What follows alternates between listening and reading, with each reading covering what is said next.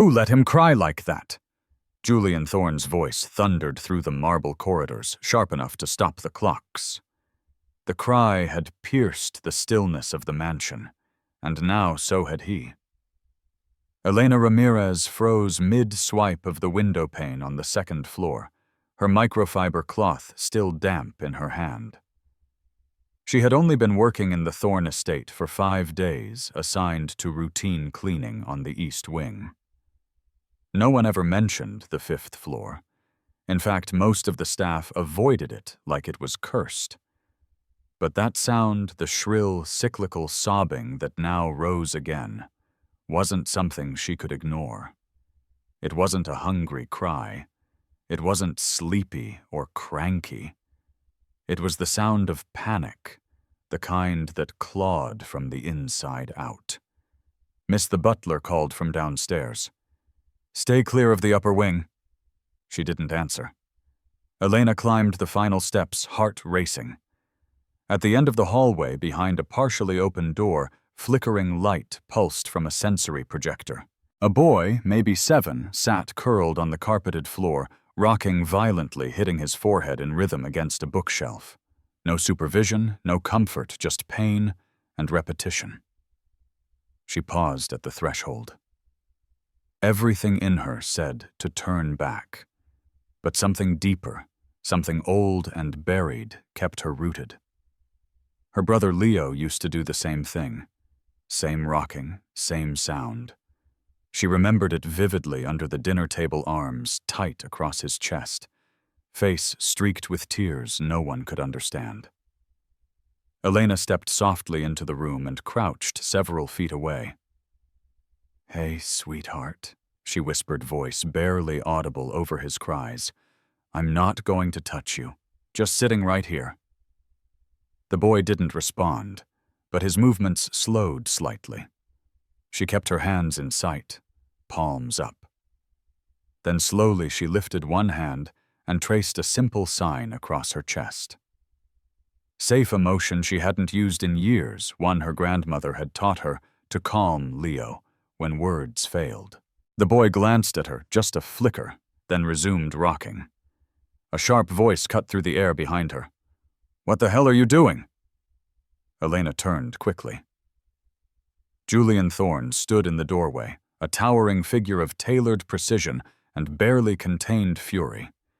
In one hand he clutched his phone, the other gripped the doorknob like it might snap under his fingers. "I'm sorry, sir," Elena said, standing instinctively. "I heard him crying and—" "Who gave you permission to be in this room? No one. I thought he might be in danger. Step away from my son." Her muscles stiffened, but she obeyed. Carefully she stepped aside as Julian strode toward the boy. The moment he tried to lift his son, the child erupted, screaming louder, kicking, clawing his arms, flailing in full panic. Julian struggled to hold him, shocked by the intensity. "What's wrong with him?" he muttered. "Why does he—" "May I—" Elena said gently, stepping forward again. Julian didn't stop her. She knelt, reached out, and the moment the child felt her presence, his screaming eased. He twisted toward her and collapsed into her arms like he'd been waiting for her all along. His small hands gripped her sleeve. He buried his face in her shoulder. The silence that followed was absolute. If this moment touched your heart, give Elena a like. She didn't save him with words, but with quiet empathy. And tell us in the comments where you're watching this from. You might not be the only one nearby feeling the same warmth right now. Julian stared, stunned. "How? What did you do?" "I didn't do anything, sir," Elena said softly. "I just listened and signed. You know sign language, a little. My brother, he's non-verbal autistic. This used to help him calm down." Julian's posture shifted almost imperceptibly. His suit looked suddenly too tight for him. His presence, so forceful a minute ago, was now suspended like he didn't know what to do with himself. "What's your name?" he asked. "Elena. Elena Ramirez. I clean the East Wing. You're not a therapist?" No, sir. Just a cleaner. He watched her hold his son like it was the most natural thing in the world. Can you stay a little longer today? Elena nodded, still swaying gently with the boy in her arms. Yes, sir, she whispered. Julian turned, walking slowly out of the room. For the first time in months, the house was still. No echoes of pain, no tense footsteps, no slammed doors. Just a boy and a stranger, now not so strange, wrapped in quiet understanding. And though Julian didn't say it, the look on his face said everything. Something had shifted. Something was beginning. The sun had dipped lower by the time Elena descended the stairs again, her back slightly aching from holding the boy for so long. Lucas, she had heard Julian call him, that had finally drifted to sleep in her arms.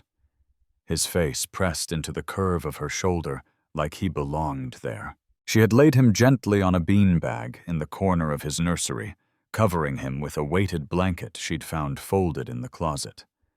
He hadn't stirred. Now the grand mansion felt heavier than it had when she first entered it. Each chandelier sparkled, but felt cold. Each marble tile under her feet clicked like a reminder that she didn't belong. She was a cleaner, a temp no less. And she had just broken a major boundary. She turned toward the service hallway, expecting to be dismissed, maybe even terminated on the spot. Miss Ramirez. The voice came from behind her, clipped and clear. She turned and found Julian Thorne, standing at the end of the corridor, arms crossed, his expression unreadable. He was no longer holding his phone. Instead, he held a small notepad, a legal pad, the kind that usually came out when something official was about to happen. Elena straightened instinctively. Yes, sir. In my office, please. Her heart sank a little. She nodded and followed him down the long hallway through a set of double doors into an office she had only ever dusted from the outside. It was immaculate modern and sparsely decorated. Dark wood shelves held books with uncreased spines. A wall of windows looked out over the private garden. On the far end sat a massive desk of polished oak. He gestured to the chair in front of the desk. Sit. Elena obeyed, folding her hands in her lap. Julian sat opposite her and remained silent for several seconds.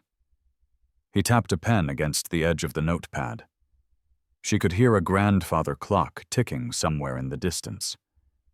It felt like a courtroom, and she didn't know if she was the witness or the accused. You handled him like someone who'd done it 100 times, he said finally. I haven't. Not with him, just with someone like him. Your brother. Yes, Sir Leo. He passed away 4 years ago. He was 10. Julian's eyes flicked up, and for a moment something human passed across his face. I'm sorry. Thank you. He was silent again. Then he leaned back in his chair. No therapist, no specialist, no trained professional has been able to calm Lucas down like that. Not in 2 years. They all failed. And you just walked in there with a rag in your hand and fixed him. Elena's throat tightened. I didn't fix him, sir. I just saw him. That stopped him. The pen he'd been tapping fell still. You saw him, children like Lucas. They don't need to be fixed. They need to be heard. You can't rush their silence. You have to be willing to sit in it with them. Julian blinked slowly. You sound like someone who should be doing more than mopping floors. I'm just someone who needed a job, sir. My grandmother's got medical bills, and this pays better than the diner. He looked down at his notes, then closed the notepad altogether. I want to make you an offer. Elena blinked. Sir, I need someone who can connect with Lucas. Someone who can be consistent. Not another overqualified stranger with a clipboard and a 2-week contract. Someone he already trusts. I'm not a nanny. I don't need a nanny. I need you. She shook her head gently. Sir, with all due respect, I'll double your pay, he said, not giving her the space to finish. You'll stay in the staff wing private room, all expenses handled, weekends off health insurance if you don't already have any, and you'll never lift a mop again. Elena felt her heart racing. The numbers danced in her head. That kind of money could mean real treatment for Grandma Clara. No more skipped medications, no more stretching food stamps. But she also knew the risk. This wasn't just a job. This was a boy with fragile patterns and even more fragile trust. If she accepted and failed him, it wouldn't be just another nanny leaving. It would be betrayal. I don't know if I can. Julian leaned forward, elbows on his desk. Look, I've had behaviorists with degrees from Stanford, nannies from elite agencies, even a family counselor who charged $2,000 an hour. None of them lasted more than a week. You walked in, said nothing, and my son laid his head on your shoulder. I don't know what that is, but I know it's rare.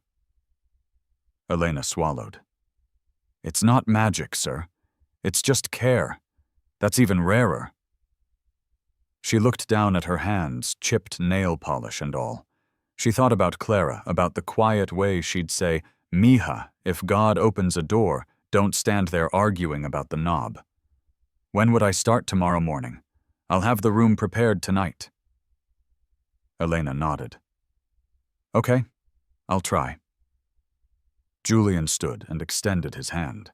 She shook it small and firm. As she left the office, her mind was racing. She hadn't packed for a live-in job. She hadn't even told her landlord she was leaving. But beneath all that noise was something quieter, something she hadn't felt in a long time. Purpose. The next morning, Elena arrived with a small duffel bag slung over her shoulder and a cardboard box tucked under her arm. The housekeeper, Mrs. Evans, led her to the staff quarters on the east side of the mansion near the back garden. The room was simple but warm. A twin bed, a reading chair, a desk facing the window. Mr. Thorne had this redone last night, Mrs. Evans said, handing Elena a keycard. Said you were important. I'm just a helper. Maybe. But he don't give spare rooms to helpers. Elena smiled politely and unpacked quickly. She kept her clothes on hangers and placed a small framed photo of Clara on the nightstand. By 9:30 a.m., she stood outside Lucas's nursery again. This time when she entered, the boy was already awake. He sat on the rug sorting colored blocks into 2 piles, red and blue. Morning, Lucas, she said softly. He didn't look up, but he paused just for a beat. She stepped closer, sat cross-legged a few feet away. Quiet, non-threatening. After a few minutes, he nudged a red block toward her with his toe. She smiled. Thanks. She pushed a blue block back. The game had begun. Hours passed like that, no words, just color-rhythm repetition. At one point, she began to hum soft, low, familiar gospel tones. Lucas didn't protest. In fact, he leaned in slightly the way someone might toward a warm fire. Julian watched from the doorway in silence. He wasn't ready to say it out loud, but something about the way Elena sat there, still and steady, not trying to fix or force, made his chest ache in a way he didn't understand yet. Not grief, not fear. Something else. Hope. Elena stood by the window of the nursery as dusk crept in her arms, loosely folded, and her gaze fixed on the garden below. The day had passed more quietly than she expected. No screaming, no outbursts, no frantic running. Lucas hadn't spoken, of course. He still moved in silence, mostly engaged with the wooden puzzles and color-sorting games she had laid out. but he had let her sit closer this time. He hadn't flinched when she sang a soft tune under her breath. He had even touched her sleeve once briefly when she reached across him for a blue triangle piece. That one small touch had lit something in her, a cautious, almost sacred kind of hope. Behind her, she heard soft footsteps. She turned just as Julian Thorne entered the nursery. He wasn't in his usual suit, just a white shirt with the cuffs rolled and gray slacks. His face looked less carved than usual, a little softer around the eyes. "How was he today?" he asked, his voice quieter than the sharp bark she remembered from their first meeting. "Peaceful," she said, a faint smile, lifting the corner of her lips. No meltdowns, no biting or hitting. He was steady. Julian stepped farther into the room, his eyes on his son, who was now lying on his stomach, carefully pushing a toy train along the track. "I don't know what you're doing," he muttered, "but it's working." "It's not a trick, Mr. Thorne," she replied gently. "It's time, it's presence, and letting him lead." He nodded slowly, as if trying to understand a language he had never learned to read. "He used to love trains," he said suddenly. "My wife used to take him to the Railroad Museum every other Saturday." Elena's gaze turned toward Julian. His face had turned toward the window, now eyes distant. "He hasn't asked to go since she passed," he continued, his voice low and even. "Not once. She didn't say anything, didn't push. Just let the silence speak its part. I thought we were doing okay," he went on. "After the funeral, I hired the best therapists money could find, enrolled him in every specialized program that accepted him. I spared nothing, but it only got worse. The tantrums, the fear of strangers, the screaming." He turned back to Elena. "And now here you are, and he's calmer than I've seen in over a year." Elena shifted slightly. "Grief isn't something you treat like a flu, Mr. Thorne. It's not linear. Not for you, not for him." Julian didn't answer right away. Then he asked, "Do you think he remembers her?" "I think he feels her absence," she said after a pause, "even if he doesn't know how to say it." He sat in the armchair by the bookshelf, elbows on his knees, looking at his son with something between guilt and awe. "I was married for 10 years, he said suddenly. "We met in college.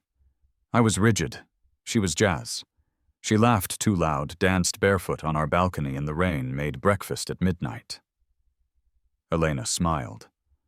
"She sounds wonderful." "She was," he said, and something in his voice cracked just slightly.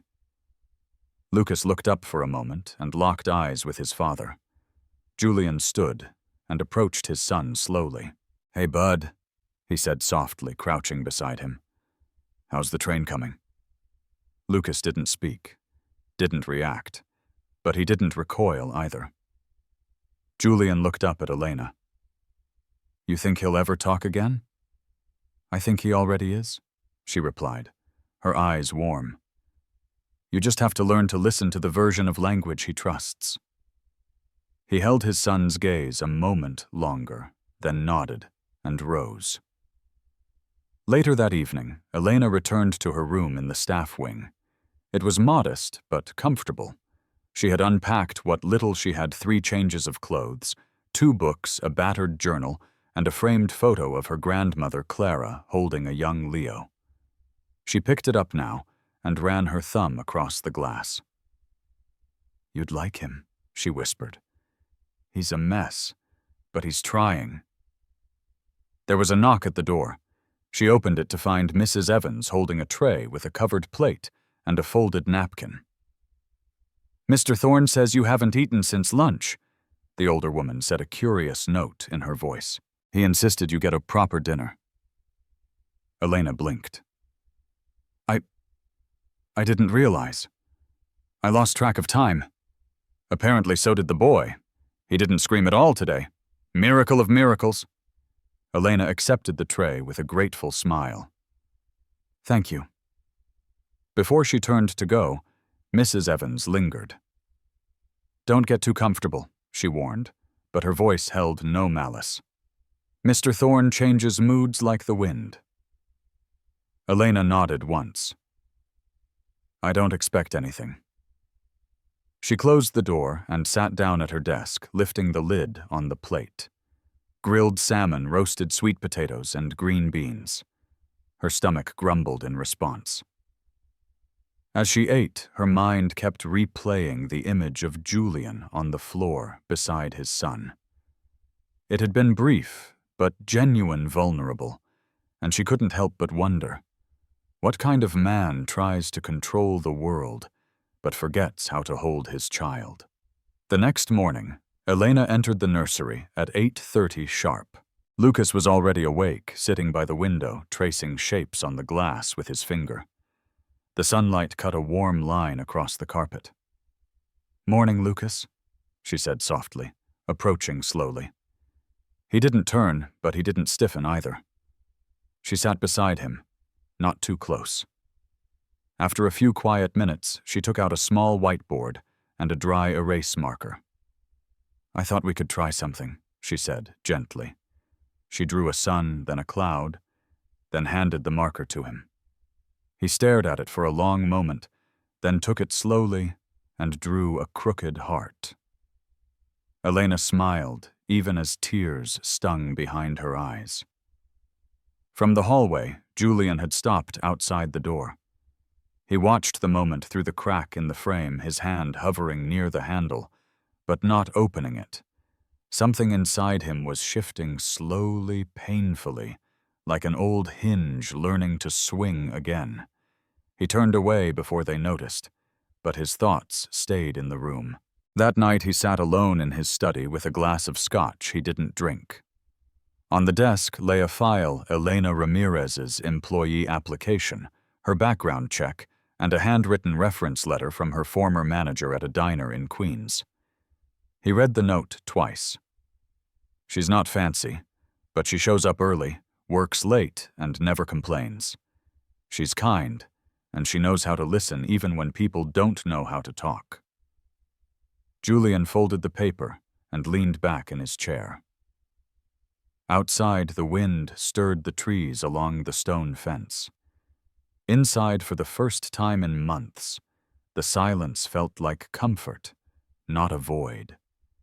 In a house built by money, guarded by rules, and haunted by loss, someone had finally arrived who didn't try to fix the cracks.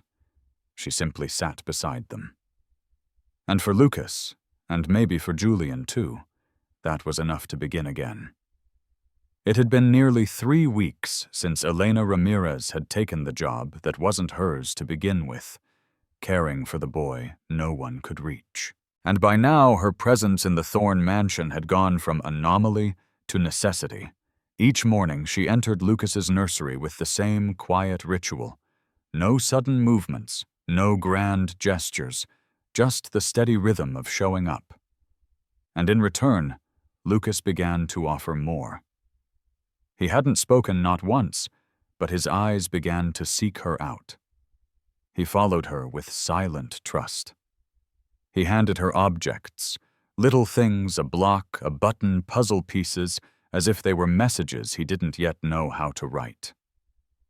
That morning, Elena laid a new routine before him. She brought in a soft mat, some scented clay, and a series of cards with emotions drawn in bold, cartoonish expressions. "This one's happy," she said, showing the first card. "Happy like when the music plays." Lucas took the card, touched it once, then looked up at her face. Slowly, he pressed the card to his own chest. "Yeah," she whispered. "That's right." When Julian came home that evening, the house felt different again. Not silent the way it had been for a year. Not empty, but humming faintly with signs of life. In the kitchen, Mrs. Evans had soft jazz playing from the tablet. The windows were cracked open. Somewhere upstairs, a child laughed.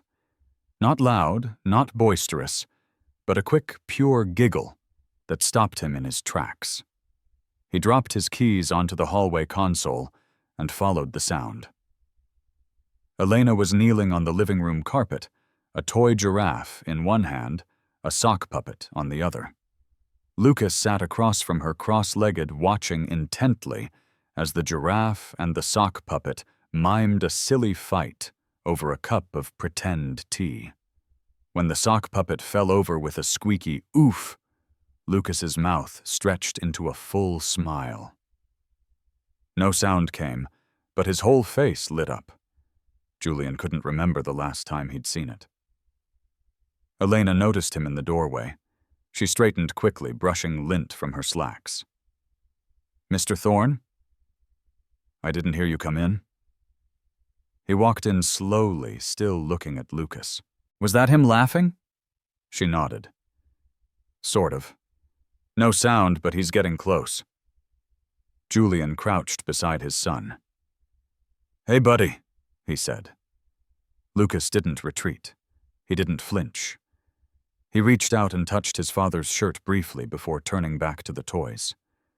Julian felt his throat tighten. "He's trusting you more," Elena said softly. Julian nodded but didn't look away from his son.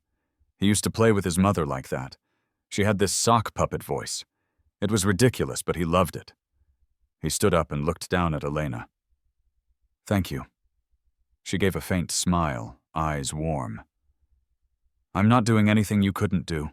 That's the part I find hardest to believe," he said, half joking, half defeated. Later that night, Elena made her way to the small garden behind the staff wing. It was late spring, and the azaleas had just started to bloom. She carried a mug of tea, her grandmother's blend cinnamon, and dried hibiscus. She sat on the wooden bench under the magnolia tree and breathed. She'd been afraid at first that her time here would be temporary. That one wrong word, one wrong moment would send her back to mopping floors. But Julian hadn't just tolerated her. He'd started seeking her out. At first only about Lucas, then about meals, then books, and lately just conversation. She didn't fool herself into thinking she belonged in his world. He was white, wealthy, powerful, and guarded. She was none of those things. But when they talked, truly talked, there was something level in it, human. The garden gate creaked behind her. She turned. Julian stood in the moonlight holding 2 mugs. "I thought you might like chamomile," he said. She blinked, surprised. "That's very thoughtful. I figured it's either that or more bourbon. And you don't strike me as a bourbon before bed person." She chuckled. "No, that would put me straight on my back." He sat beside her, not too close. "You come out here every night, when I can't sleep." "Same." They sipped in silence for a moment. "I've been meaning to ask." He said, his voice quieter, now more careful. "Your brother, what happened?" She exhaled slow. "He had a seizure, complications from an infection. He passed in the hospital while I was filling out paperwork for insurance." Julian looked at her. "I'm sorry." "Thank you."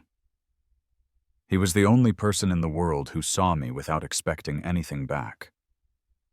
He was quiet, then said, "That sounds like Lucas." "Yeah," she said softly. "It does." Another pause. Julian ran a hand through his hair. "You make this look easy, but I know it's not. I know I'm difficult, that this house can be cold, that Lucas's challenges can be overwhelming." She turned to him. "You're not difficult, Mr. Thorne. You're just grieving in the only way you know how." His eyes met hers.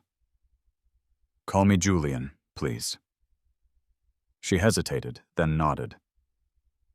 "Okay, Julian." A gust of wind rustled the branches. The lights from the second floor glowed softly through the windows. Somewhere above them, Lucas stirred in his bed. "I want to learn," Julian said suddenly. "I want to know what you know about him, about how to reach him." Elena's heart beat faster. "You're already halfway there." "No, I watch you with him. The way you read his cues, the way you understand what he needs before he asks. I don't have that instinct. You don't need instinct, she said. You need willingness. And he'll teach you if you're patient enough to listen. He looked at her, and for a moment something shifted in the air between them. I want to try, he said. And for the first time, Elena saw not the CEO, not the man with perfect posture and calculated words, but a father uncertain, flawed, and finally ready. The next day, everything changed. Elena led a small lesson in the living room.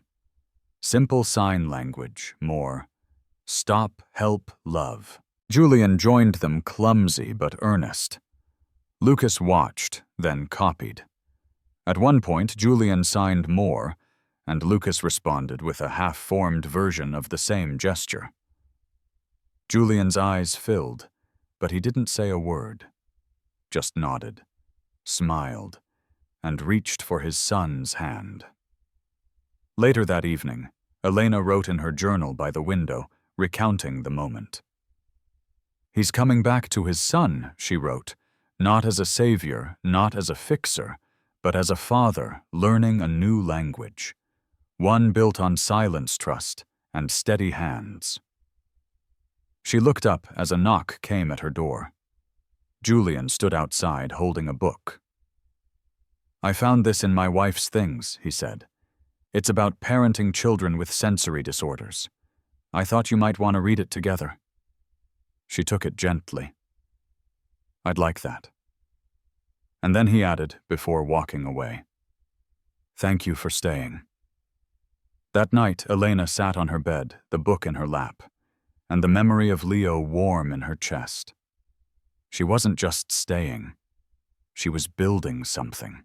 Slowly, quietly, like Lucas's laughter, like trust blooming between unlikely hands. The early summer light streamed through the nursery windows, casting golden beams onto the wooden floor. Elena sat cross-legged across from Lucas, gently encouraging him to press different animal shapes into a soft patch of kinetic sand.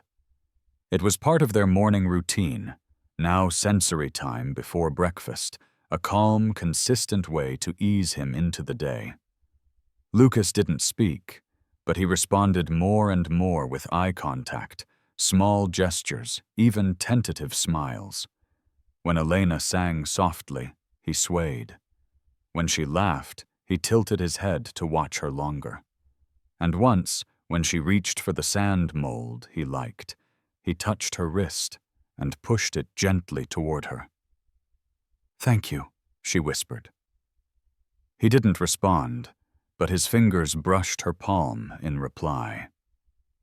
Julian had begun joining these sessions 3 times a week. He no longer hovered in the background, arms folded and unreadable. Now he knelt beside his son, mimicking Elena's gestures, learning the signs slowly, but with deep concentration. Cow. Elena signed that morning, forming the horns with her fingers. Lucas didn't copy, but he stared, then pointed to the small cow figure on the mat and pressed it into the sand with surprising care. Julian laughed quietly, but genuinely. He's getting it, he said. Elena smiled, then turned toward him. So are you. That afternoon, Julian invited her to walk the garden with him after lunch. Lucas had fallen asleep in the sunroom, a blanket loosely wrapped around him, and a stuffed bear held tight in one hand. Elena hesitated for a moment, unsure if this was still professional, but then followed him out past the manicured hedges down toward the old gazebo. They walked slowly, side by side. Julian had removed his jacket and loosened his collar. It was the first time she'd seen him without that ever-present armor. Lucas's therapist called this morning, he said. I didn't mention it earlier because I wanted to see how today went. Elena looked up. Is everything all right? She said. His developmental milestones are still delayed, but she noted significant behavioral improvements. He's beginning to trust again. Elena said softly. That takes more than therapy. That takes safety. Julian nodded, hands in his pockets. She also said, well, she asked what changed in the home environment. I told her it was you. Elena chuckled, brushing a braid back behind her ear. I'm just one part of it. He stopped walking and turned toward her. You're the part that matters. She met his eyes, and for a brief second the world narrowed. The breeze slowed. The sound of birds faded. Julian's expression was different now, not the guarded, clipped detachment she'd come to expect, but something quieter, raw. Before Amelia died, he began his voice more gravel than usual. She said, I was always 2 steps behind, that I never saw what was in front of me until it was too late. Elena said nothing, only listened. She handled everything. The school forms, the therapy sessions, the tantrums. I just wrote the checks. He swallowed hard. And when she got sick, I panicked. I started controlling everything as if order could save her, as if structure could replace her presence. Grief makes us grasp for anything that doesn't move, Elena said gently, because what moves might disappear. He looked at her sharply, surprised, then slowly nodded. You speak like someone who's lost something. Someone who's lost someone. She corrected her voice, barely above a whisper. We all carry echoes. They continued walking in silence. The shadows stretched across the garden. Elena reached out and touched a blooming camellia. These used to grow outside my grandmother's porch, she murmured. She used to say they were stubborn flowers, that they bloomed when they felt like it, not when others expected them to. Sounds familiar, Julian said.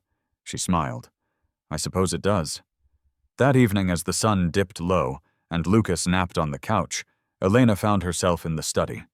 Julian had invited her to review an old therapy binder he'd found in the closet, notes and videos from Lucas's earliest sessions. Amelia filmed everything he said, handing her a USB drive. She always said one day we'll forget the hard parts and miss the details. Let's save the details. Elena sat at the desk and opened the folder on the screen. The first video began to play. A much younger Lucas, maybe 4 years old, sat at a low table with a therapist. Amelia's voice narrated gently from behind the camera, coaching Julian on how to use signs for eat, sleep, and mom. Elena watched in stillness as the video continued. In one clip, Lucas reached toward Julian and signed love clumsily. Amelia's laughter followed. That's your daddy baby. Good job. Elena turned slightly in her chair to see Julian standing in the doorway. He didn't enter, just watched. His face had gone pale. I forgot about that video, he said. I haven't watched these since before the funeral. She was good with him, Elena said. She was everything, he replied. His voice cracked just a little. And I erased her. Elena stood and walked slowly to where he was. No, you didn't. You were surviving. You were breaking open in silence. Julian looked down at her. Is that what I was doing? Yes, but now you're healing. He stared at her, unreadable. And are you healing too? She paused. I think so. Some days more than others. For a long moment they stood there, nothing but the soft hum of the computer and the ghost of Amelia's laughter playing faintly in the background. Then gently Julian reached out and touched Elena's hand. She didn't pull away. That night something changed, not in words, not in declarations, but in presence. Elena lay in bed, unable to sleep. Her heart beat fast, not from fear, but from awareness. Something was forming between them, something unspoken, but undeniable. And for the first time in years, she didn't feel like a visitor in someone else's story. She felt like she might belong to it. Upstairs, Lucas stirred in his sleep, and mumbled a sound, soft, high-pitched, almost a word. Elena didn't hear it, but the house did. It was listening now, and so was she. The next morning began with the smell of cinnamon drifting through the kitchen. Elena stood barefoot on the tile floor, gently flipping slices of French toast on the skillet. Her apron was dusted with flour, and a faint smile played on her lips as she hummed an old Sam Cooke tune under her breath. It was a quiet joy, simple-rooted something she hadn't felt in years. Julian entered the room quietly, freshly showered, and dressed in a white button-down and gray slacks, but without a tie for once. He paused at the doorway, watching her work. "Didn't know breakfast could sound so good," he said softly. Elena glanced over her shoulder. "You mean smell?" He leaned against the doorframe. "No, I meant what I said." There was a pause, light but meaningful. She slid 2 golden slices onto a plate and turned off the stove. "Lucas is still asleep," she said. "Thought I'd surprise him. He likes the edges a little crispy." Julian stepped into the kitchen and began setting out forks and napkins. "You always remember the details." Elena looked down, brushing a strand of hair behind her ear. "The details are where the heart lives." He stopped for a moment, considering her words, then resumed setting the table. "I never noticed how empty this place felt until you started filling it." Before Elena could respond, the baby monitor on the counter crackled softly. Lucas's sleepy whimper, then the gentle thump of his feet hitting the carpet. Elena moved instinctively, removing her apron. "I'll go." Julian touched her wrist. "Let me." It was a subtle shift, but she understood. This was his moment now. She watched as he walked out of the kitchen and up the stairs, a man who used to keep one hand on the world and one foot out the door, now fully present. When he returned with Lucas in his arms, the boy was clutching a small plush bear and blinking against the morning light. Julian set him gently in his booster chair and sat next to him.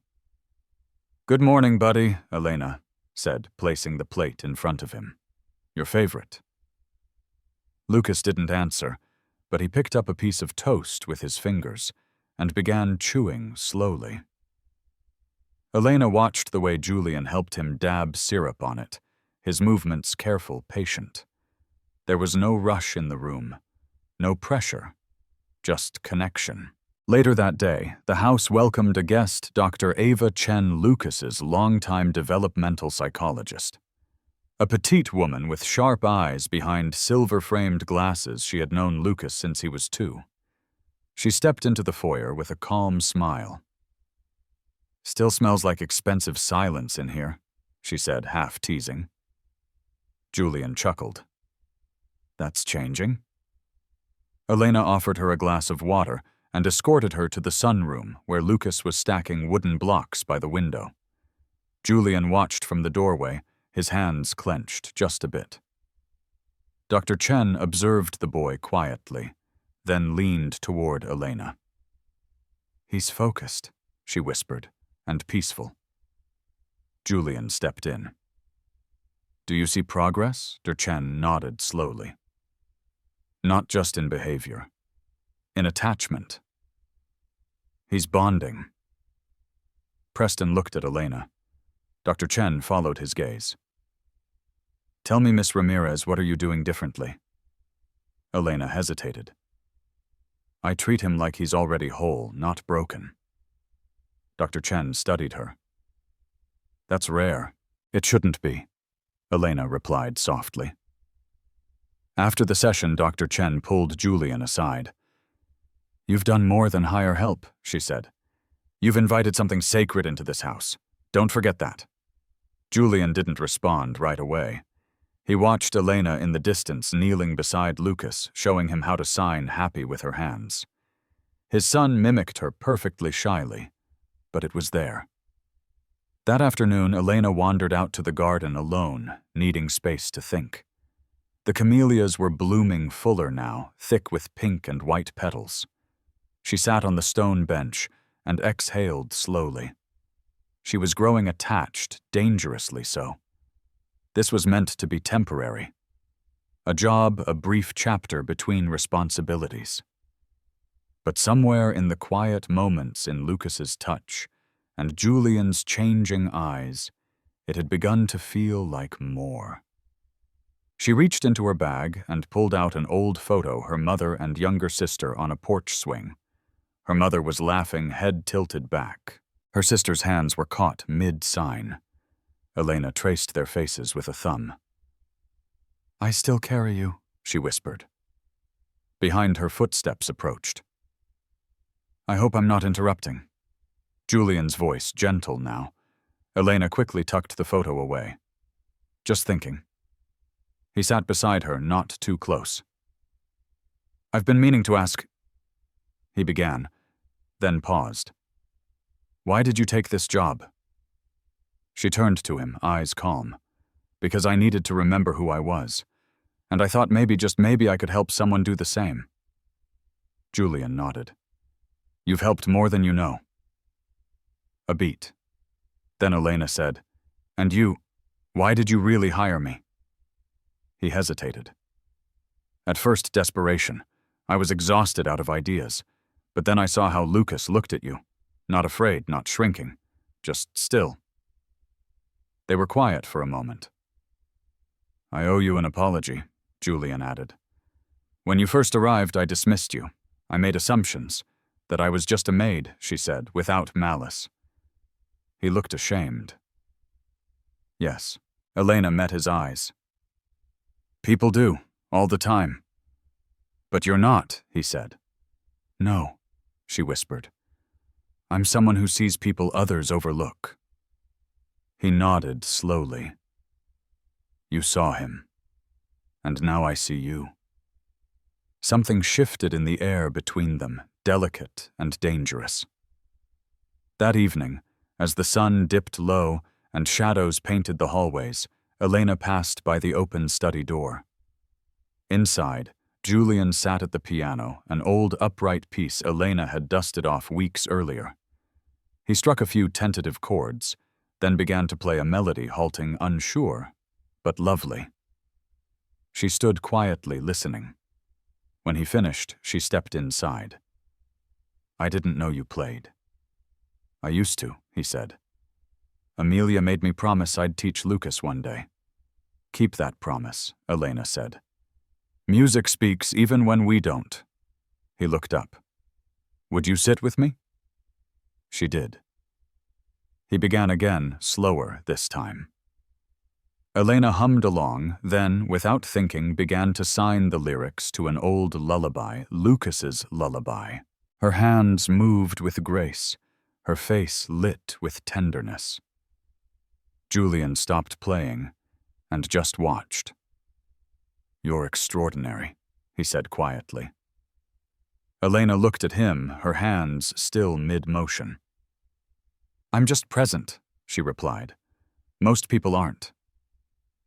Julian reached out, brushing a fingertip against her wrist. It was a question. She didn't pull away. It was an answer.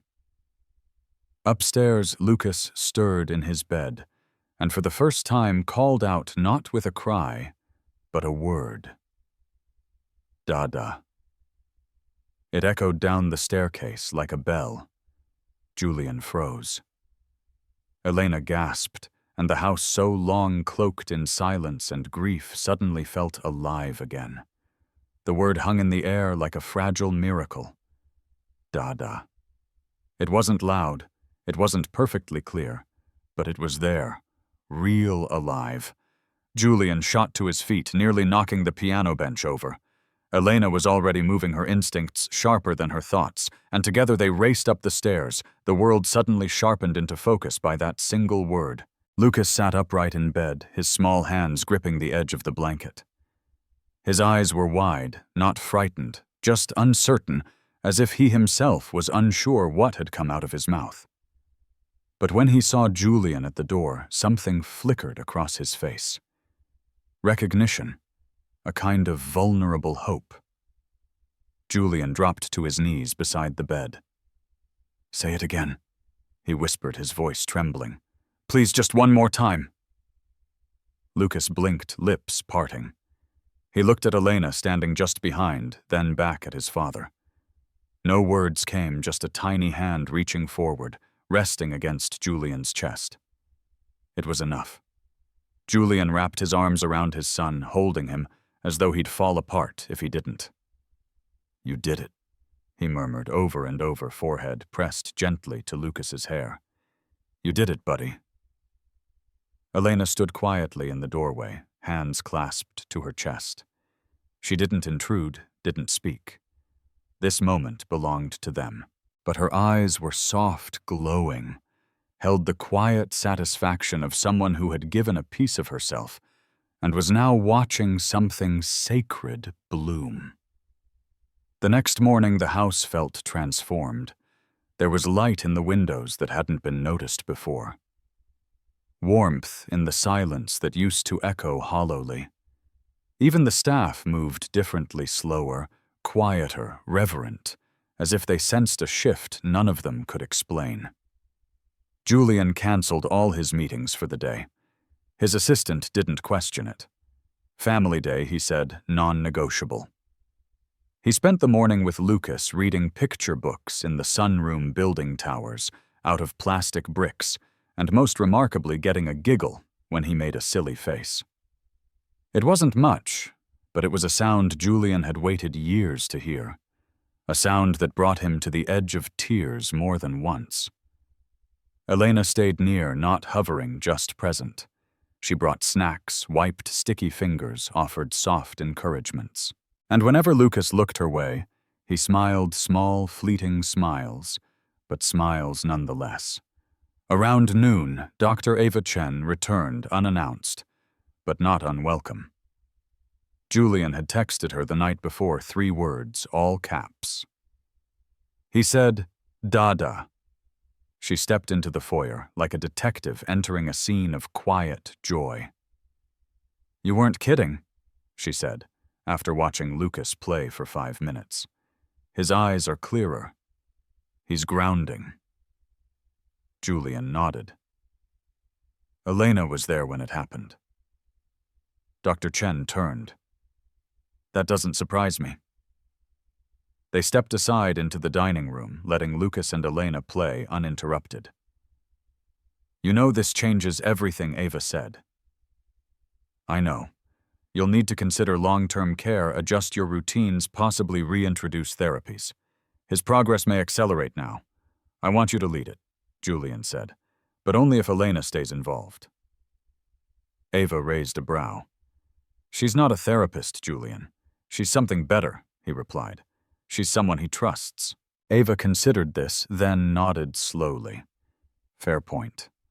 After lunch, Elena excused herself to take a short break. She walked to the garden again, her place of reflection, and sat by the camellias. The spring breeze teased her braids, and she tilted her face toward the sun, letting it warm her skin. She should be happy. Lucas had spoken. Julian was changing.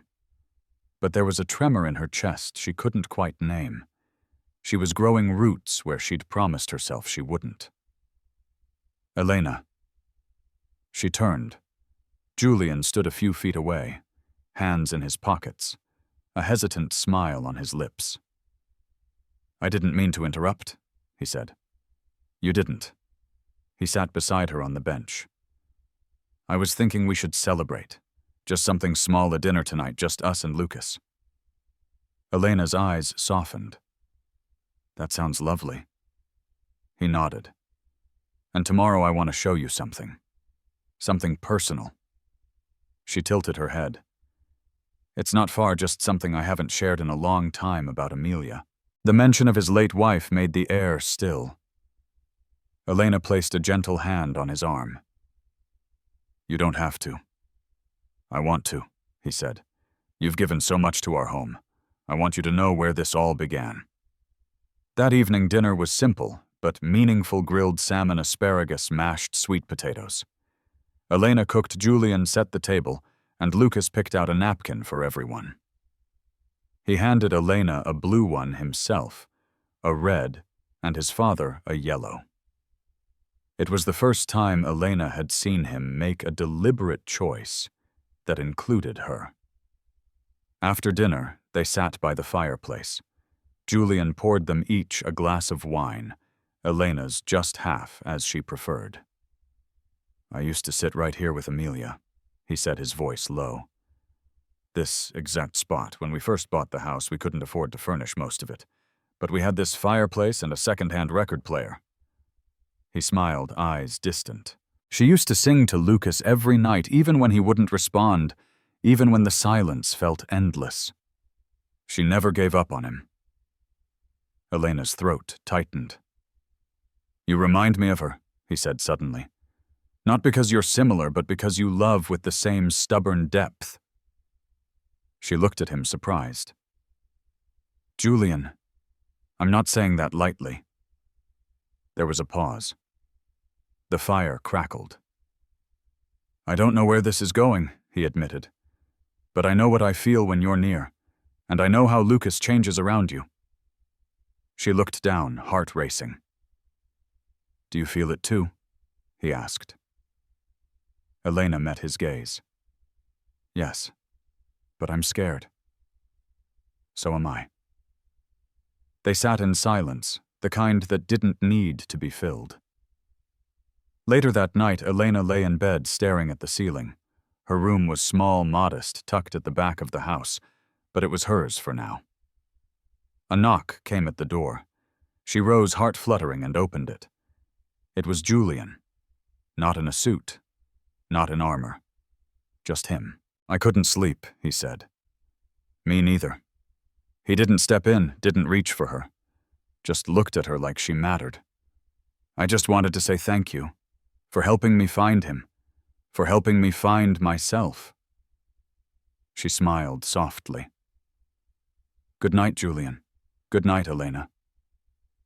And he walked away. She closed the door, leaned against it, and exhaled long and deep. It wasn't love yet, but it was something real, and that was how everything truly began.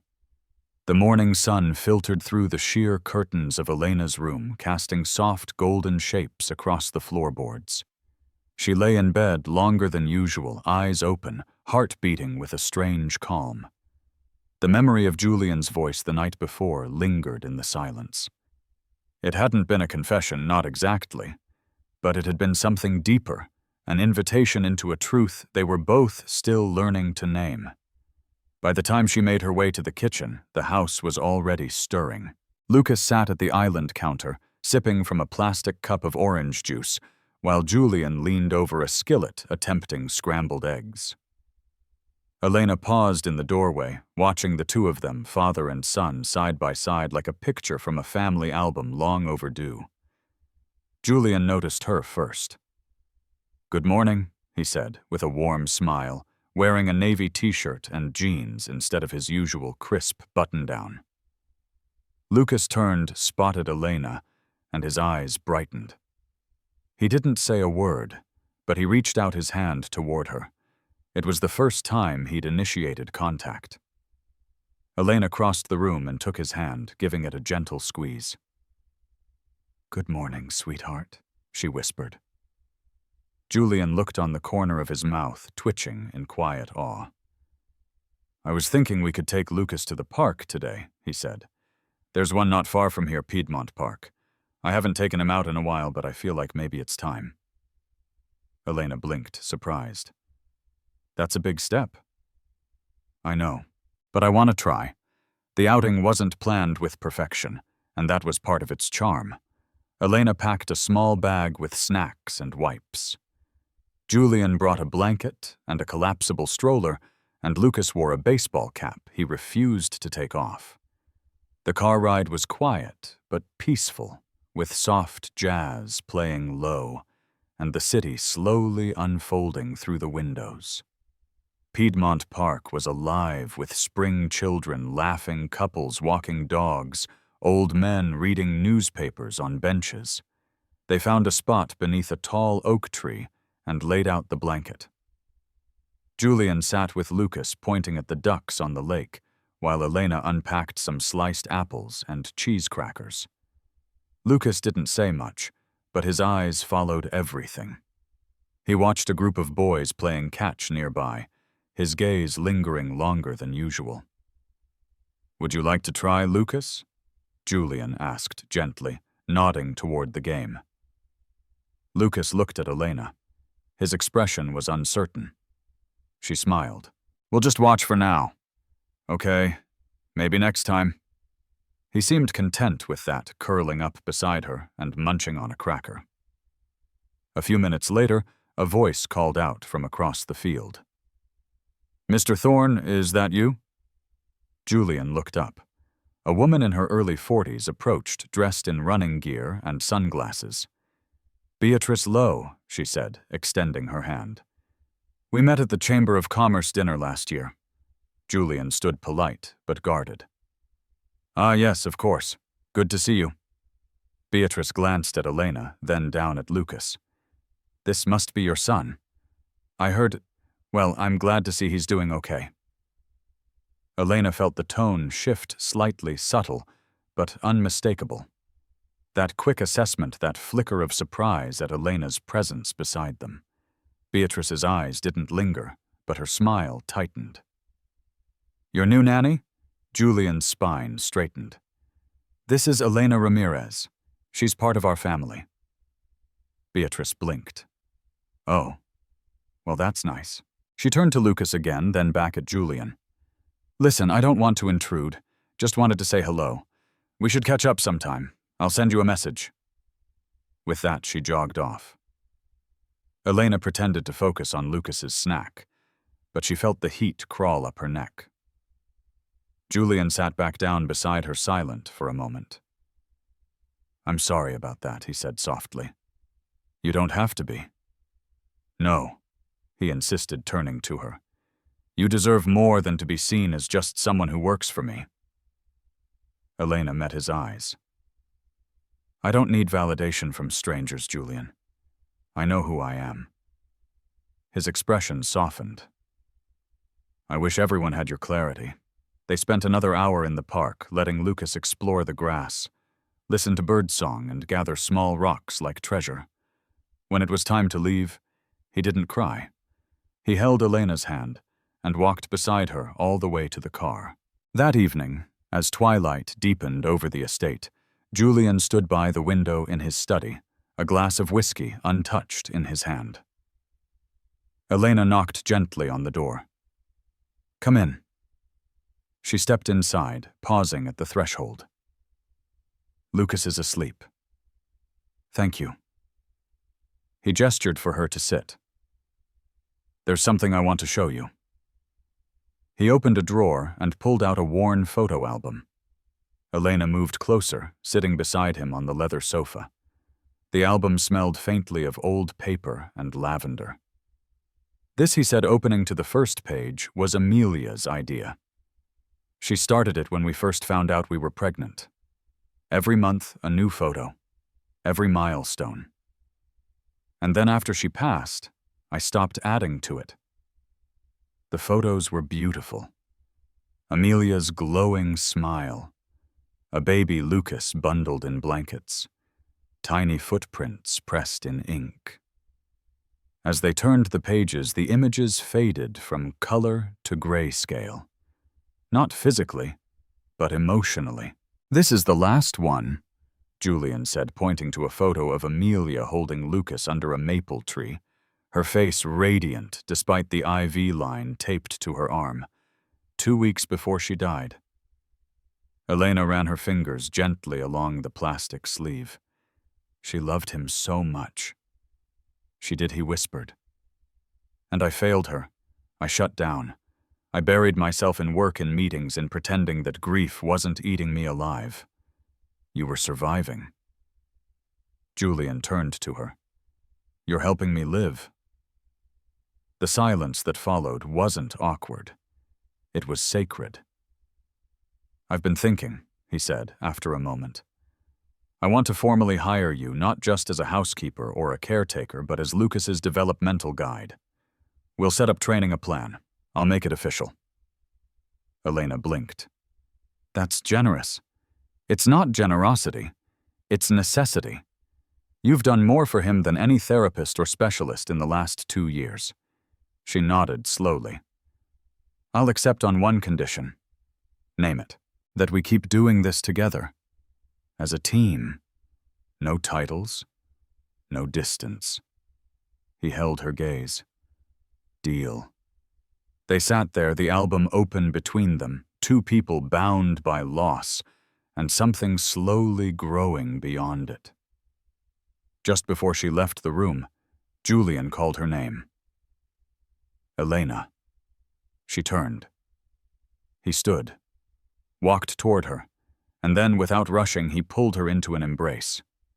It wasn't romantic, not yet. It was something older, deeper. Recognition. The kind that says, "I see you." And in the quiet safety of that moment, Elena finally allowed herself to believe she belonged. The next morning began with an unexpected knock. Not the gentle kind that hinted at domestic routine, but a sharp, echoing rap that stirred both tension and memory. Elena was in the kitchen preparing Lucas's favorite oatmeal when she heard it. Julian appeared seconds later, his brow creased even before he reached the door.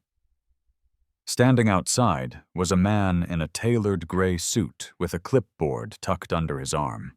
He wasn't alone. 2 others flanked him, one in business casual, the other in a sharp blazer with an earpiece. The insignia on the clipboard read Child Welfare Services. "Mr. Thorne," the man asked, polite but firm.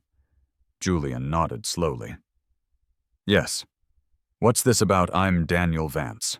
We've received a report of possible neglect concerning your son, Lucas Thorne. We're here for an assessment." For a moment, the only sound was the wind through the trees.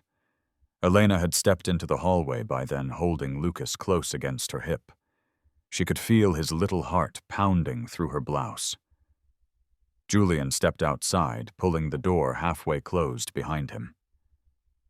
"This is absurd. Who filed this report? I'm afraid we're not permitted to disclose the source during the initial evaluation." "May we come in now?" Julian said. His voice was calm, but Elena recognized the storm behind it. "Not until I speak to my attorney." "You have every right to contact legal counsel," Daniel replied.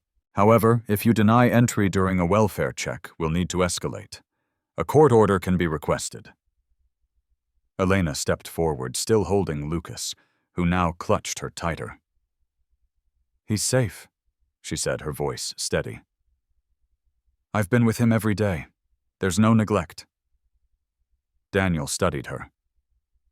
"And you are Elena Ramirez. I've been working here for several months. I'm his full-time caregiver." Another agent jotted something into a notebook. Julian exhaled through his nose. "Give me 5 minutes." He returned inside and made 2 calls, first to his lawyer, then to the head of a private security firm. When he returned, he opened the door fully. "You may enter, but you do so under observation, and nothing is to be touched without consent." They stepped inside, their eyes scanning the foyer like they were entering a crime scene. Elena held Lucas protectively, whispering to him in a soft rhythm only he understood. Julian stayed close, his body language sharp, restrained. The agents conducted their assessment in quiet efficiency, checking the pantry, the nursery, the backyard. One agent asked to speak with Lucas alone. Elena declined on his behalf. "He doesn't speak with strangers. He has autism. I'm his comfort, his voice. You can ask, and I'll translate and sign if needed." "Noted," Daniel said, scribbling. They didn't find anything. Of course there was nothing to find. But just before they left, Daniel turned back. "This visit was protocol. But off the record, Mr. Thorne, it's rare that we see a child this well cared for. Whoever sent the complaint may have had other motivations. Julian closed the door behind them, jaw tight. Elena stood nearby, still holding Lucas, who had fallen asleep from the tension. "Someone's trying to get to us," she said softly. Julian nodded. "And I think I know who." He didn't name names. He didn't have to. Later that afternoon, Julian called a meeting in his home office. The guest list was small. Elena, his attorney, Lauren Grant, and a security advisor named Miles Cole, a calm, silver-haired man with decades in federal protection services. "This wasn't random," Julian began. "We've been getting resistance on the upcoming tech acquisition. Silent pressure. Now this. I want a full background check on everyone who's had access to my family's internal calendar." Lauren looked up from her notes. "You think it was an internal leak?" "I think it was personal," Julian said, glancing at Elena. "And targeted." Miles tapped the table. "I'll start the sweep.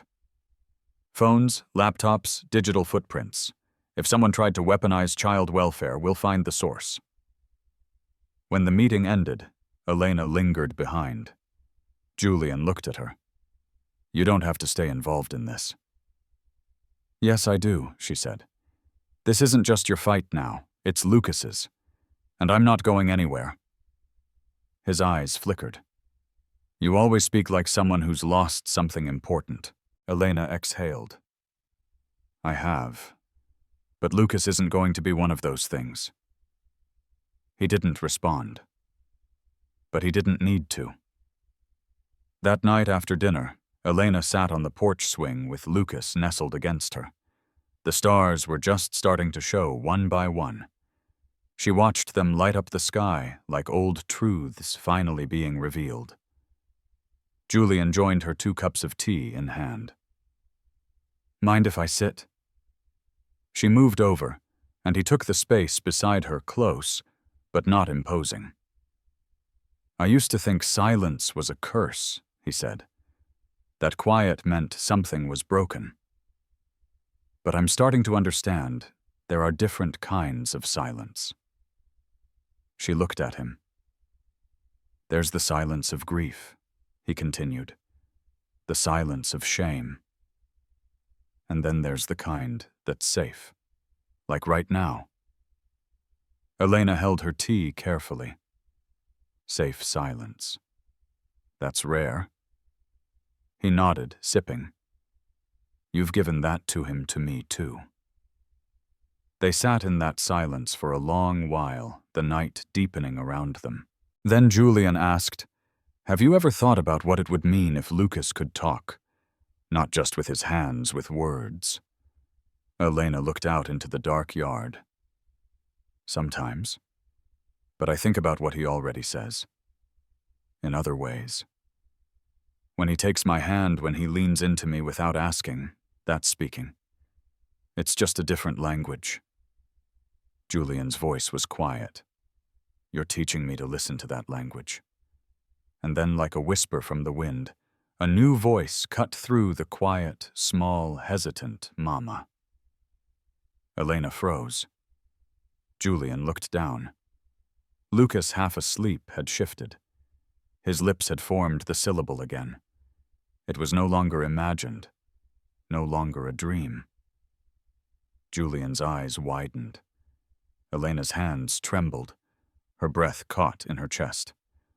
"Lucas, what did you say?" The boy blinked slowly. His eyes fluttered, then closed again. Julian turned to Elena. "Did you hear that I did?" she whispered, her voice breaking. "I did." It was the first word he'd spoken aloud in nearly 2 years. Julian didn't speak for a full minute. Then he reached for her hand. No hesitation, no pretense. "We're going to protect him," he said, voice solid now. "Whoever came after us, they won't get another chance." Elena nodded, tears finally slipping free. The porch lights flickered gently above them, casting a warm glow on the three of them seated on that old swing, one step closer to healing, one word closer to a future none of them thought possible. The following morning brought no sense of calm. The house was still, but it carried a tension beneath its quietness, a sense that something unseen had shifted. Julian rose earlier than usual and made his way to the gym, throwing himself into the punching bag with the kind of intensity that didn't come from physical training, but from something deeper, unresolved. Elena woke to the muffled thud of his fists echoing faintly down the hall. She slipped out of bed and checked on Lucas first. He was curled up under the quilt, his breathing soft, and even, his little arm cradling the stuffed bear she'd mended for him last week. A miracle still echoed in her chest, his voice the word he'd spoken. Mama. It hadn't been loud, but it had been real. Downstairs, Elena brewed coffee, the scent curling through the kitchen like a small gesture of normalcy. By the time Julian returned, sweat-drenched and silent, she handed him a mug without a word. He took it, their fingers brushing. He paused for just a beat too long. Thanks, he said, voice hoarse. Didn't sleep much. I could tell, Elena replied gently. He stared into his cup, then asked, Has he said anything this morning? She shook her head. But it wasn't a dream. I know what I heard. So do you. I do, he said quietly, then exhaled. But that also means whoever came after us knows how close he's getting, and they might try again. Elena's expression sharpened. Let them try. Julian gave her a look that was half surprised, half grateful. You're braver than most people I know. I'm not brave, she said. I'm protective. That's different. They sat across from each other, a calm before a storm they both sensed was coming. Minutes later, Miles Cole arrived, carrying a file under his arm and wearing a look that left no room for pleasantries. I have something, he said as he entered Julian's study. I ran cross-checks on all communications coming out of this property over the past 60 days. There's a match. Julian sat forward. Elena remained standing, arms folded tightly. Someone accessed your schedule through a side channel, an old assistant who still had limited database clearance. Julian frowned. That would be Kate Parker. Miles finished. Terminated 6 months ago, but someone forgot to revoke her cloud-level access. And guess who she's now working for? Elena's jaw clenched. Let me guess. Finch Industries. Miles nodded. And not just working, she's engaged to their COO. Julian slammed his fist onto the desk. So this wasn't just corporate, it was personal. They knew how to hit where it hurts through Lucas. Exactly. The welfare report was just the first move Miles added. But there's more. They filed a quiet injunction claiming your acquisition of one of their subsidiaries involved coercion. That's absurd, Julian snapped. They're playing dirty. Elena said, eyes narrowing. And they're using Lucas to rattle you. Not just me, Julian replied. Us. Miles leaned in. There's one move left, sir. You file a counter-motion. Bring all of this to light. But it comes with a risk. They'll dig. Into everything. Including Elena. She looked up. I don't have anything to hide. Julian stood. And even if she did, it wouldn't matter. She's part of this family now. I'm not letting them drag her name through the mud. Elena's breath caught. He hadn't said those words before, not like that. Her eyes searched his face, trying to find if he meant it, or was just trying to protect her legally. But he held her gaze with a quiet certainty. I'm going to make the call, he said. We take them to court. Publicly. By late afternoon, news began to trickle out through press channels. Thorne Industries had filed a countersuit against Finch Industries, citing defamation, emotional trauma, and abuse of government agencies for personal gain. Elena watched the news unfold from the guest room. Lucas asleep beside her. Her phone buzzed non-stop with messages from friends she hadn't spoken to in years. Some were supportive, some were confused, others were hostile. One message stood out. It was from a private number. I know what you are. He'll find out too. You don't belong there. She stared at it, hands shaking. Julian found her 20 minutes later. Her expression told him everything. He didn't ask. He just took her phone and scrolled. When he saw the message, his jaw tensed. "This has to stop," he said. She looked up. "They're not going after you. They're going after me. Because they can't touch me without touching you first." There was silence between them. Then Julian said, "Come with me." He led her down the hall to the family room where a fire had been lit, and soft jazz played in the background. Lucas stirred on the couch, blinking sleepily.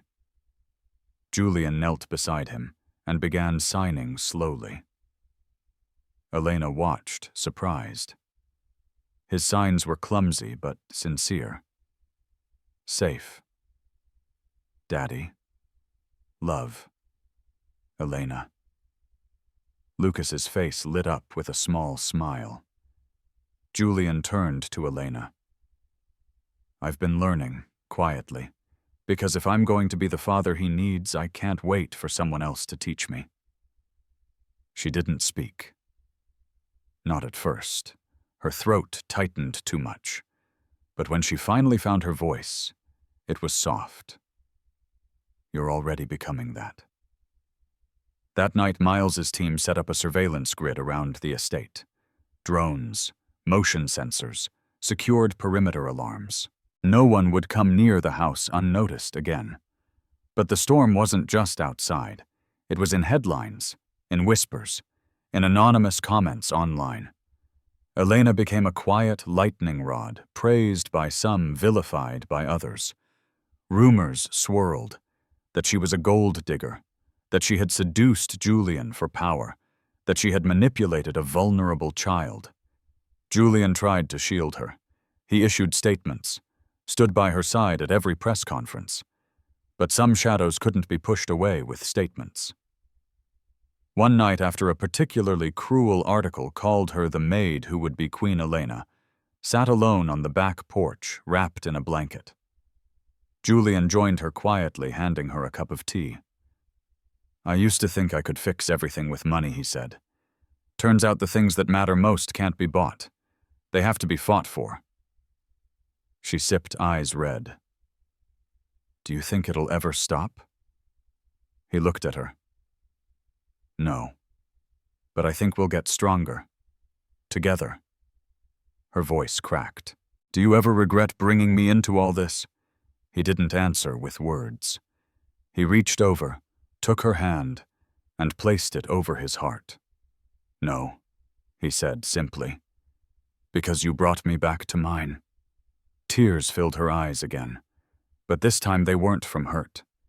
They were from hope. And that night, in the quiet hush of a house on the edge of scandal, the three of them, Julian, Elena, and Lucas, slept under the same roof with something they hadn't shared fully before: a sense of family. Fragile, earned, but real. The courtroom was colder than expected, a stark contrast to the emotional heat simmering beneath Elena's skin. She sat quietly beside Julian at the defense table, hands folded tightly in her lap, her breath steady but shallow. Around them, cameras clicked and murmurs stirred as reporters filled every available seat in the gallery. This wasn't just a hearing, it was a spectacle. Judge Nina Cruz, a woman in her 60s, with silver hair pulled tightly into a bun, entered and called the session to order. Her presence was commanding without being cruel, her gavel echoing through the room with finality. "This court will now hear Thorne Industries versus Finch Industries," she said, voice unwavering. Elena's eyes flicked toward the opposing side. Kate Parker sat smugly in the front row, her engagement ring catching the light like a trophy. Beside her was Owen Reed, the COO of Finch, with the coldness of a man who thought everything was a negotiation. They barely spared Elena a glance, as if her role in the case was ornamental at best. But she wasn't here to be overlooked. Not anymore. Julian leaned over and whispered, "They're expecting you to flinch. Don't give them the satisfaction." She gave a tight nod. Her fingers still trembled, but her heart didn't. The first testimonies began. Legal jargon filled the air, each side presenting arguments about data access, unauthorized schedule leaks, and the weaponization of the welfare system. Miles Cole took the stand, delivering his findings with clinical precision. He outlined the digital trail, the unrevoked access, and the links between Kate and Finch Industries. The court listened, but the tension didn't truly rise until Elena's name was mentioned. And what role did Miss Elena Ramirez play in any of these corporate decisions? The opposing attorney asked, voice sharp with condescension. Miles answered calmly. None. She was a house staff member. Her only concern was the safety of the child. Then why, the attorney pressed, did she continue to involve herself in matters far beyond her professional scope? Before Miles could respond, Judge Cruz raised a hand. Miss Ramirez, are you prepared to testify today? Elena froze. Julian looked at her. It's your call. She stood slowly, legs steady, despite her heartbeat. Yes, Your Honor. I'm ready. The courtroom shifted, every eye turned to her. As she approached the stand, Kate smirked, and Elena met her gaze without flinching. Under oath, Elena recounted the events. She spoke of finding Lucas, of the silent moments that passed between her and the boy who had not spoken for years. She told them about learning his signs, about the night of the fake welfare call, about the terror in Lucas's eyes when strangers entered the home. And did Mr. Thorne instruct you to act beyond your duties? The Finch attorney asked, leaning forward. No, Elena replied. But I chose to protect that boy. I would do it again. And why would a housekeeper insert herself into such a delicate situation? The implication was clear, the insult hung in the air. Elena's voice didn't shake. Because that little boy wasn't just frightened. He was forgotten. And I know what that feels like. The courtroom quieted. Even Kate's smirk slipped. Elena continued, I grew up in a system that never noticed when I went hungry, or when my sister couldn't hear, and no one bothered to learn how to talk to her. I promised myself that if I ever saw that look in another child's eyes, I wouldn't walk away. Judge Cruz regarded her carefully. Thank you, Miss Ramirez. You may step down. As Elena returned to her seat, Julian gave her hand the slightest squeeze beneath the table. You were remarkable, he whispered. She didn't smile. Not yet. The fight wasn't over. Outside the courthouse steps overflowed with press. Reporters shouted questions about her relationship with Julian, about the rumors of financial motivation about her background. Elena kept her chin high, answering none of them. Julian placed a protective hand at her back as they walked toward the car. Inside the vehicle, silence settled again until Elena finally asked, Do you regret putting me on that stand? He turned to her. Not even for a second. You were the most truthful person in that courtroom, but they'll twist it. They always do. Then let them twist, Julian said. You don't bend. That evening back at the estate, Lucas sat with Elena in the sunroom. He was quiet, hands resting on his knees, gaze distant. She signed slowly. Are you okay? He hesitated, then signed back. I heard them say bad things. Elena knelt beside him. They don't know you. They don't know us. Lucas nodded. Then, in halting fingers, he added, "You're still here." Her heart broke open a little. "I'll always be here." Across the room, Julian watched the exchange. Later that night, he invited her into his office. There on the desk sat a document, thick, embossed, official-looking. "What is this?" she asked. "My will," he said plainly. "I'm naming you guardian. If anything happens to me—" "Don't," she interrupted. "Don't talk like that." "I have to," he insisted. "They're not just attacking my business. They're coming after my soul, and my soul lives in that boy." She swallowed hard. "And what if they find something on me? What if they dig too deep?" "Then let them, because you've already proven something more powerful than a background check." "What? That you love him?" There was no romance in his tone, no dramatic flair, just the truth. And sometimes that was the most beautiful thing. Later that week, a ruling came through. The court found insufficient evidence for Finch Industries' allegations and dismissed the case with prejudice. But the judge's final remarks were what silenced the crowd.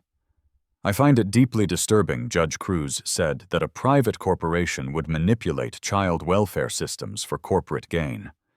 Ms. Ramirez's actions reflect the highest moral standard, one we would do well to emulate. This court recognizes her not just as a witness, but as a protector."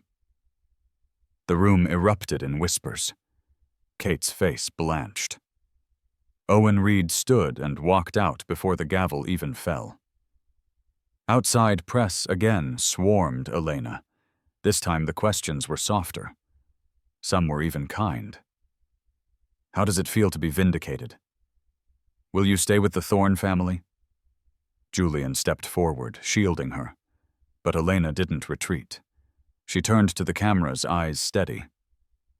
"I didn't do this to win," she said. "I did it because a little boy needed someone who wouldn't leave." That night at home, the quiet was different. It wasn't empty. It was full of something sacred. Lucas fell asleep beside her on the couch, his hand curled in hers. Julian stood by the doorway, watching them both with a look that no longer needed explanation. Family wasn't always made by blood. Sometimes it was chosen in the middle of chaos. Sometimes it was proven in a courtroom. And sometimes it was simply a hand held through the storm, refusing to let go. The following morning carried a kind of stillness that felt unfamiliar. Not the quiet of uncertainty, but the calm that follows after a long, punishing storm. Sunlight spilled through the estate's tall windows, warming the marble floors that once felt too cold, too sterile. Now the house seemed alive, not with noise, but with peace. Elena stood at the kitchen counter, making pancakes from scratch. Lucas sat on a stool nearby, still in his pajamas, watching her with the soft gaze of a child who finally felt safe. He didn't speak, rarely did, but he signed one word with gentle fingers, happy. Elena's chest tightened. She turned to him and signed back, "Me too." Behind them, Julian entered quietly, a cup of coffee in hand, tie still hanging loosely around his neck. His presence no longer carried the guarded stiffness of a corporate giant. Now there was a softness in his eyes that Elena hadn't seen when they first met. "Smells like you're trying to spoil him," he teased lightly. She gave him a wry smile. If he's going to start his day watching the morning news talk about his dad, he deserves pancakes. Julian sighed, glancing at the muted television in the corner where a live interview was airing. One of the anchors read headlines off a prompter. "Thorne family scandal ends with unexpected hero, the housekeeper who stood against a corporation, the boy who spoke through silence." "They're not going to let this go anytime soon," he muttered. "I know," Elena replied, flipping a pancake. "But we don't need them to." Lucas giggled as the pancake landed perfectly in the pan. It was such a simple sound, so small, but it carried weight. It was joy, and in this house, joy had been rare. Later that day, a letter arrived via private courier. It was hand-delivered and sealed in a cream-colored envelope addressed to Elena. Her brows furrowed as she opened it carefully. Julian watched her from the library doorway. "Something wrong?" She unfolded the letter, eyes scanning the handwritten lines, and blinked in disbelief. "It's from Judge Cruz," she whispered. "She's offering to nominate me for the state's Child Welfare Advisory Board." Julian stepped forward, startled. That's significant. She says she believes my experience, personal and professional, could help shape future policies." Elena didn't answer immediately. Her fingers tightened around the paper. "It's not just about Lucas. Is it? It's bigger than him. There are more kids like him out there." Julian nodded solemnly. "And not enough people willing to fight for them." For the first time since this entire ordeal began, Elena saw something beyond the mansion, beyond even Lucas. She saw a path, a purpose, not to escape who she was, but to become more of it. That afternoon, the three of them drove out to a modest community center on the edge of the city. The building was old, but clean, its faded blue doors welcoming. Elena had learned about it through one of the lawyers at the trial, an after-school program for children with disabilities, mostly underfunded and understaffed. Inside, children sat in circles, some drawing, others using tablets with assistive communication.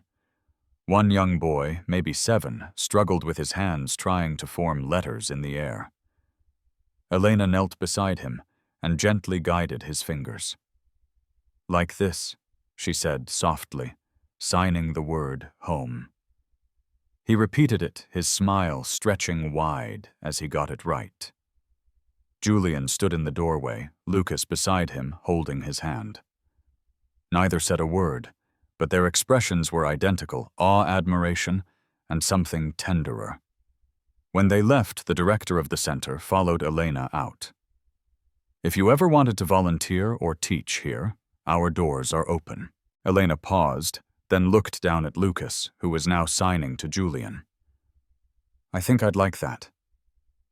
That evening, as the sun dipped low and painted the walls in hues of gold, Elena sat alone in the garden. The scent of blooming jasmine drifted through the air, mingling with the distant sound of wind chimes. She held the judge's letter in one hand and her phone in the other. She finally called someone she hadn't spoken to in years, her mother's sister, Aunt Rosa. The line rang twice before a familiar voice answered. "Elena, mija." Her throat tightened. "Hey, tia. I just wanted to hear your voice." "Oh, mija, I saw you on the news. I told your cousins." "That girl right there, that's my niece. That's Elena Ramirez, and she's got more courage in her little finger than most people have in their whole body." Elena blinked away tears. "I didn't think I'd come this far." "Well, you did, and your mama would be proud." They talked for nearly an hour. Laughter returned.